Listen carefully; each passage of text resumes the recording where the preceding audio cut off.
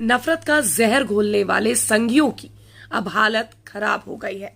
आए दिन मुसलमानों पर जुल्म करने वाले हिंदू संगठनों की हालत दिन ब दिन बिगड़ती जा रही है। जी हाँ दोस्तों, आला हजरत के पोते मौलाना तौकीर रजा ने सीधे तौर पर सरकार को खुलेआम चेतावनी दे दी है, जिसके बाद से गोदी मीडिया भी बिलबिला उठा है। इतना ही नहीं, उन्होंने कह दिया है कि कोई हिंदू राष्ट्र नहीं बनेगा। इतना ही नहीं, पीएम मोदी को लेकर भी टिप्पणी की है। क्या कुछ कहा है सब बताते हैं विस्तार से आपको, लेकिन दोस्तों एक छोटी सी अपील है, इस वीडियो को अंत तक जरूर देखें और चैनल पर नए हैं तो चैनल को सब्सक्राइब करना मत भूलिएगा। कहते हैं इतना जुल्म ना करो कि किसी की मजबूरियों पर कोई अफसोस करने वाला भी ना मिले, यानी कि किसी पर इतना भी मजबूरियां उसके ऊपर ना डालो, इतना जुल्म ना करो कि उसके बाद अफसोस करने का भी समय ना मिले।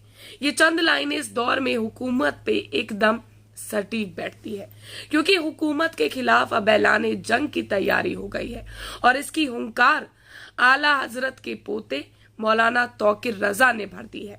क्या कुछ कहा है सुनिए, फिर पूरा मामला भी आपको बताते हैं कि किस तरह से तौकीर रजा के पोते ने हुकूमत के खिलाफ, सत्ताधारियों के खिलाफ जंग का ऐलान कैसे किया है।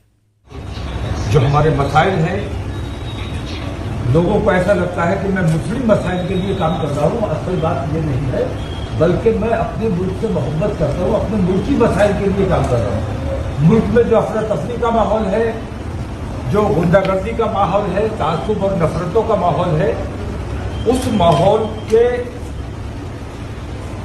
सरपरस्ती जो हुकूमत कर रही है, वो हुकूमत जो कहती है सबका साथ सबका विकास,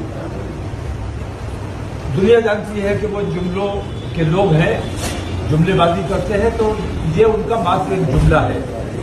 असल में उन्होंने कुछ का विकास किया है और सबका विश्वास हासिल करने की कोशिश की है। मुसलमानों के साथ मुसलमानों को दबाया जाता है, सताया जाता है, कत्ल किया जाता है, बेइज्जत किया जाता है, मुसलमान बेटियों को भगाया जाता है, गुमराह किया जाता है, उनको लालच देके हिंदू बनाया जाता है। हुकूमत सरपरस्ती करती रहती है। मुसलमानों को कत्ल करने वालों को हिंदू समाज में हीरो का दर्जा दिया जा रहा है। मुसलमान तो यूज टू हो गया मॉब लिंचिंग के लिए। सुना आपने, सीधे तौर पर तौकीर रजा ने पीएम मोदी समेत सारी संघियों को खुली चेतावनी दे डाली है। एक खबर के मुताबिक इत्तेहाद मिल्लत काउंसिल के राष्ट्रीय अध्यक्ष मौलाना तौकीर रजा ने हिंदू राष्ट्र की चर्चाओं के बीच मुस्लिम राष्ट्र की मांग छेड़ दी है। उन्होंने कहा, जो लोग हिंदू राष्ट्र की बात करते हैं उन पर देशद्रोह का मुकदमा चलाया जाना चाहिए। क्या होगा अगर कल हमारे युवा मुस्लिम राष्ट्र की मांग करने लगे। मुरादाबाद में मीडिया से बातचीत करते हुए उन्होंने ये भी सवाल किया कि उत्तर प्रदेश में बुलडोजर से केवल मुसलमानों का ही क्यों निशाना बनाया जा रहा है, यानी कि सिर्फ उन्होंने सीधे तौर पर ये चीज, इस बात को बुलंद किया कि जो बुलडोजर नीति चल रही है वो सिर्फ और सिर्फ एक समुदाय, एक विशेष कौम के ऊपर क्यों चलाई जा रही है। उन्होंने प्रधानमंत्री नरेंद्र मोदी को धृतराष्ट्र भी कहा, क्योंकि उन्होंने वारिस पंजाब डे के प्रमुख अमृतपाल सिंह की ओर से खालिस्तान की हालिया मांगों की निंदा की थी। उन्होंने आरोप लगाया कि मोदी सरकार अक्सर उन लोगों का समर्थन करती है जो लोग मुसलमानों को मारते हैं और इस्लाम का विरोध करते हैं। जिससे नाराज होकर इन्होंने अब इन सत्ताधारियों, जिनकी मानसिकता ये है हिंदू मुसलमान को अलग करना, जिनकी मानसिकता बन चुकी है लोगों को बांटना, उनके खिलाफ आवाज बुलंद की है। तो इत्तेहाद मिल्लत काउंसिल के राष्ट्रीय अध्यक्ष मौलाना तौकीर रजा ने किस तरह से सत्ताधारियों के खिलाफ आवाज बुलंद की, किस तरह से देशद्रोह का मुकदमा चलाया जाना चाहिए की बात करी। साथ ही साथ उन्होंने मीडिया से बातचीत करते हुए ये भी सवाल किया कि उत्तर प्रदेश में बुलडोजर नीति जो है वो सिर्फ और सिर्फ एक समुदाय पे क्यों चल रही है। उन्होंने वारिस पंजाब डे के प्रमुख अमृतपाल सिंह की ओर से खालिस्तान की हालिया मांगों की भी निंदा की। उन्होंने आरोप लगाया कि मोदी सरकार अक्सर उन लोगों का समर्थन करती है जो मुसलमानों को मारते हैं और इस्लाम का विरोध करते हैं। तौकीर रजा के इन बयानों के बाद से इस मामले में सोशल मीडिया पर कई यूजर्स ने आवाज उठाई है। एक यूजर ने ट्वीट करते हुए लिखा है कि आए दिन नेता कट्टरपंथी बाबा और सैकड़ों कट्टरपंथी संगठनों से जुड़े लोग हिंदू राष्ट्र की मांग करते हैं। हर हफ्ते ट्विटर पर हिंदू राष्ट्र बनाने की मांग का हैशटैग ट्रेंड होता है और मीडिया उसका समर्थन करता है। आज वही बयान मौलाना तौकीर रजा ने दे दिया तो मीडिया उसे विवादित बता रहा है। यानी कि अब मीडिया किस तरह से दोहरी चाल चलता है, अब आप समझिए। ये जो गोदी मीडिया है, इसे बर्दाश्त नहीं होता सत्ता के खिलाफ कुछ चलाना, क्योंकि इनकी जेबें भरी जाती हैं। सत्ता के बैठे हुक्मरान इनकी जेबें भरते हैं। जो आम आदमी का पैसा चूसा जाता है वो इनकी जेबों में भरा जाता है।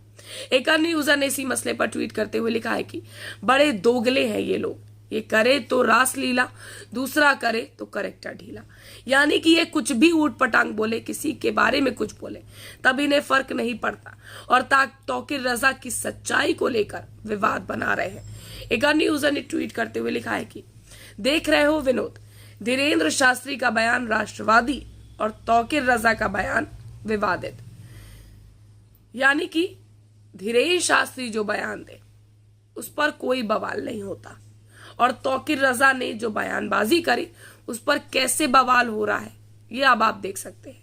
सारा सच आपके सामने है। कैसे सरकार को आला हजरत के पोते ने चेतावनी दे दी है, आप भी देख सकते हैं। ये चेतावनी भी जरूरी थी, क्योंकि जिस तरह से लगातार हम देखते आ रहे हैं हिंदू मुस्लिम किया जाता है, लगातार एक समुदाय को निशाना बनाया जा रहा है। बुलडोजर नीति वहां बहुत तेजी से काम करती है जहां वो समुदाय की बात आती है, वरना ये जो धर्म के नाम पर संगठन बनाए घूम रहे हैं लोग, उनको लेकर क्यों ये नीतियां नहीं चलाई जाती?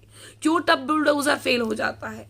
क्यों तब लोगों के आगे वो बुलडोजर नहीं आता, उनके घरों पर वो बुलडोजर नहीं चलाया जाता? आखिर क्यों? बुलडोजर नीति वहां बहुत तेजी से काम करती है जहां वो समुदाय की बात आती है, वरना ये जो धर्म के नाम पर संगठन बनाए घूम रहे हैं लोग, उनको लेकर क्यों ये नीतियां नहीं चलाई जाती? क्यों तब बुलडोजर फेल हो जाता है? क्यों तब लोगों के आगे वो बुलडोजर नहीं आता, उनके घरों पर वो बुलडोजर नहीं चलाया जाता? आखिर क्यों?